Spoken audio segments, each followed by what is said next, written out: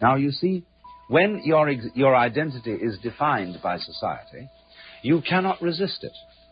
You don't have the knowledge, you don't have the wisdom, you don't have the resources to understand that something's being put over on you. You cannot but help believe the definition of you as a free agent. But you believe yourself to be a free agent as a result of not being free. That is to say, of being hopelessly unable to resist society's identification of you. There's a reason education sucks, and it's the same reason that it will never, ever, ever be fixed. It's never going to get any better. Don't look for it. Be happy with what you got. Because the owners of this country don't want that. I'm talking about the real owners now. The real owners, the big wealthy business interests that control things and make all the important decisions. Forget the politicians. The politicians are put there to give you the idea that you have freedom of choice. You don't.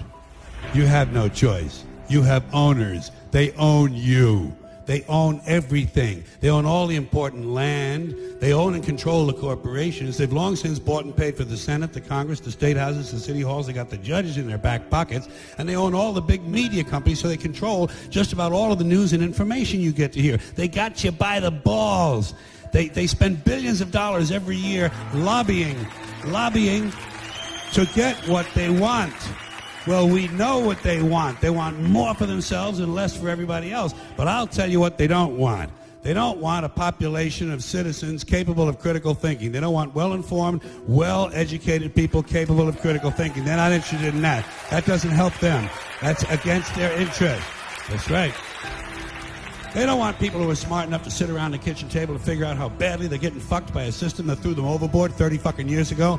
They don't want that. You know what they want? They want obedient workers. Obedient workers. People who are just smart enough to run the machines and do the paperwork and just dumb enough to passively accept all these increasingly shittier jobs with the lower pay, the longer hours, the reduced benefits, the end of overtime, and the vanishing pension that disappears the minute you go to collect it. And now they're coming for your Social Security money.